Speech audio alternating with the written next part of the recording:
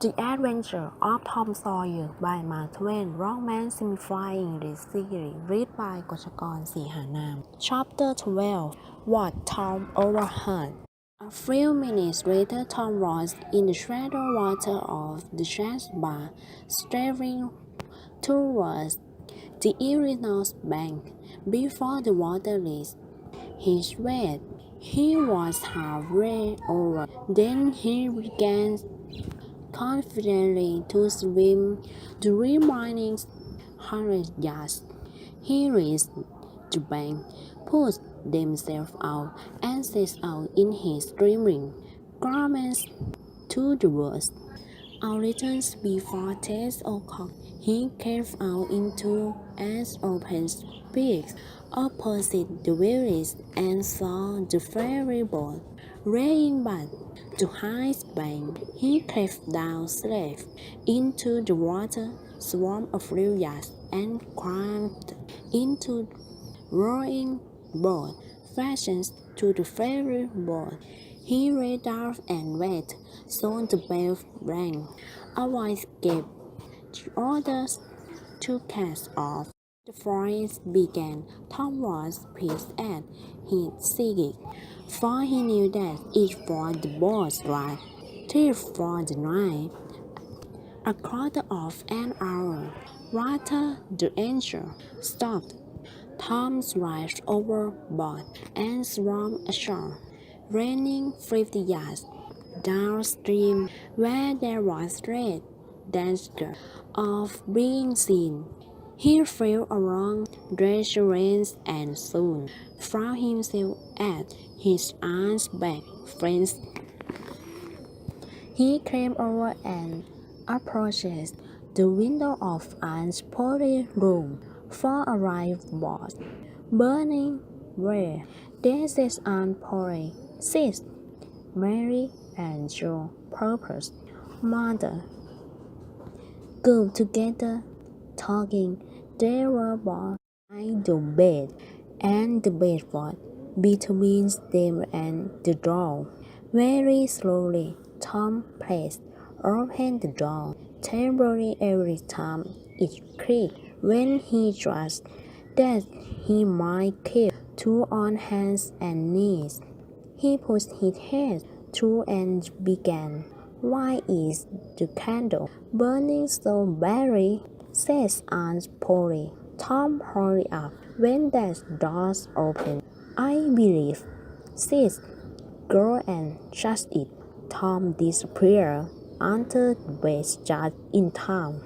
"But as I was saying," says Aunt Polly, "he wasn't bad, only mischievous.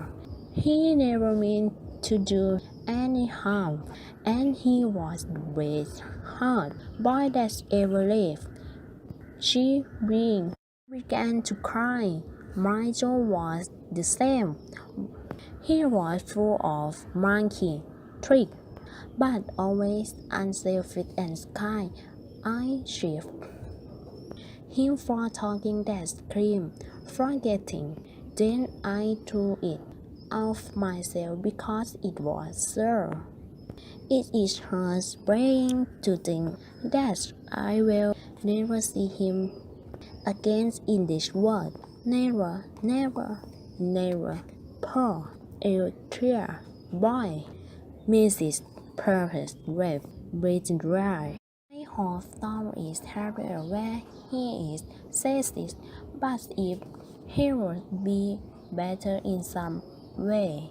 Sis, Tom knew that the old lady's eyes faded, although he could not see them. "Don't say a word against my Tom, now that he's dry." "Oh, Mrs. Pearl, I don't know how to give him up. I don't know how to give him up. God give and God take away, but it's so hard. Oh, it's so hard." Only once such day might so make me jump with one of his noisy tricks, and I struck him. If he could do it again, I would take him in my arms and breast him for it. Yes, I know just how to feel. Mrs. Purr. Only yesterday my Tom felt the class full of painkiller, and I did that.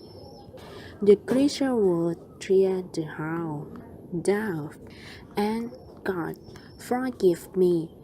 I sleep him, poor boy, poor, that boy, but he's out of all his trouble now, and the last word I ever heard him say were to brave me. But this memory was too much for the old lady, and she broke down entirely. Tom was crying now, and more in pity of himself than of anybody else. He could hear Mary crying and putting in a crying word for him from time to time. Still he was sufficiently moved by his aunt's grief to long to rush out and overcome her with the joy of his return. But he resisted the temptation. He went on reasoning, and greater that it was thought as first that the boy has been daft right, having a swim, then the small laugh has been missed. Nay, each boy remembered that the missing boy had promised that the village would hear something stirring soon. The opinions of most people was that the boy has gone off on the left and would appear at the next town downstream, but it nonetheless been far again the bank fire or 6 miles below the village. They must be drowned. Otherwise, hunger would have driven them home. This was Wednesday night. If the boy continued to be missing and if their body were not recovered from the river before Sunday, all hope would be given up and the funeral service would he held on Sunday morning. Tom Silver, Mrs. Purple, wiped her eyes, said good night and left. Aunt Polly was far more tender than usual in her good night to Sis and Mary, who went off crying. Aunt Polly knelt down and prayed for Tom Ash. So earnestly and with such influence, love in her words and her own trembling voice, that Tom's eyes were streaming with tears long before she had finished. He had to keep still long after she had gone to bed, for she was restless and kept on murmuring broken heartedly.